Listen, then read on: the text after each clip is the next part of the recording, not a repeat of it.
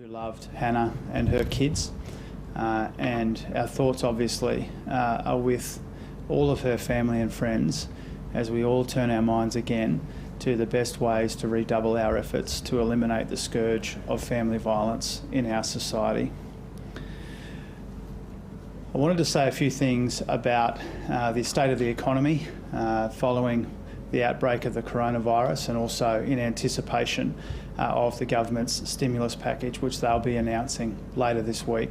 I'm conscious that the stock market has again taken a big hit as confidence here and around the world has suffered from the outbreak of the virus. I know it's having an impact on our dollar as well, which is lower again. And there's a lot of anxiety and a lot of concern in our economy and in our community. This coronavirus will have a very big impact on our economy, and it warrants and demands a substantial response from our government. The economy was already weak heading into the challenges of the fire season and the coronavirus, and now it's getting weaker. Already before the virus hit, we had slowing quarterly growth. Annual growth was well below average. Business investment went backwards for 3 quarters in a row. We got stagnant wages, very high household debt, issues with consumption and productivity. And it's also important to remember that under the life of this Liberal National Government, net debt has more than doubled. They inherited $175 billion worth of net debt, and now it's $430 billion of net debt. So Australia approaches these challenges from the coronavirus from a position of relative weakness, not strength, because of a long period of inaction and incompetence from the Liberals and Nationals, from Scott Morrison and Josh Frydenberg. Australia needs this government to do a better job managing these challenges than they have done managing the economy in recent years. Every single Australian has a stake in, has an interest in the government doing a better job dealing with the challenge of coronavirus in our economy than they've done over recent years, which have been characterised by insecure work and stagnant wages and slowing growth and weak business investment. So in the Labor Party, we will examine what they announce tomorrow. We will be constructive and responsible and supportive where we can. Our priority will always be the workers in this economy, the employers, and the communities around them. Our preference is to support what they announce in coming days, but we haven't seen it yet, and we need to make sure that the package is big enough and fast enough and of sufficient quality that is worthy of our support. We also have a responsibility to point out if we think the package that they announce is insufficient or deficient in any way. That is our responsibility, to be as constructive as we can, to support where we can, but also to point out where we think the government could have done a better job. We need to make sure that whatever the government announces is not too little too late. We need to make sure that whatever they announce is big enough and fast enough to make a genuine difference in a floundering economy. We need the government to focus on those most affected by these challenges, whether it be workers without paid sick leave, whether it be businesses in the affected sectors having trouble with cash flow. We need the government to address where they can the long-standing challenges in the economy which have been left unattended for too long. And we need the government to do a better job getting this support out the door than they have done when it's come to getting drought assistance or fire assistance or infrastructure money out the door in recent times. So we'll see what the government announces. It needs to be big enough and fast enough to make a difference. We'll support it if it's a good package when it's announced.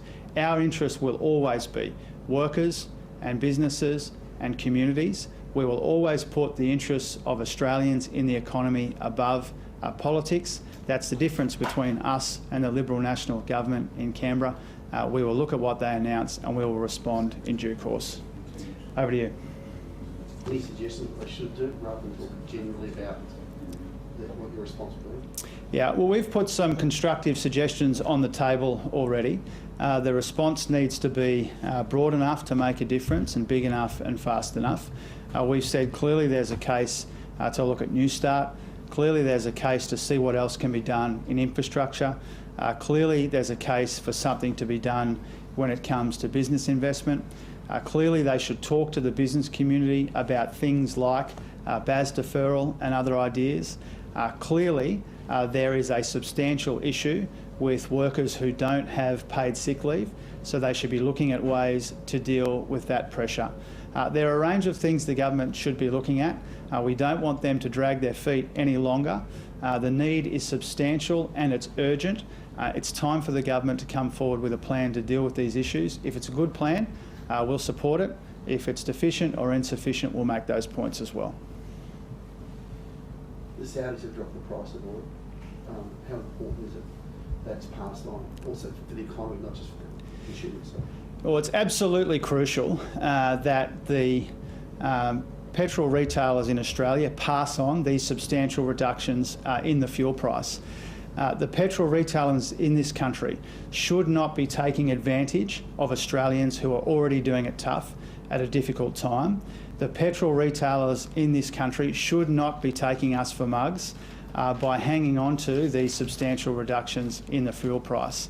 We all call on them, and this is not a political issue. Every member of Parliament calls on the petrol retailers to do the right thing, to pass on these price reductions, to make sure that Australian motorists get the benefit of these price reductions. They're doing it tough enough as it is in the economy, and they need this price relief at the bowser. All good?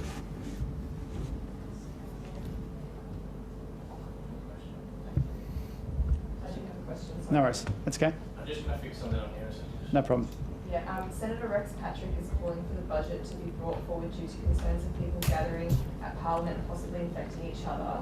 Do you have concern about parliamentary sittings?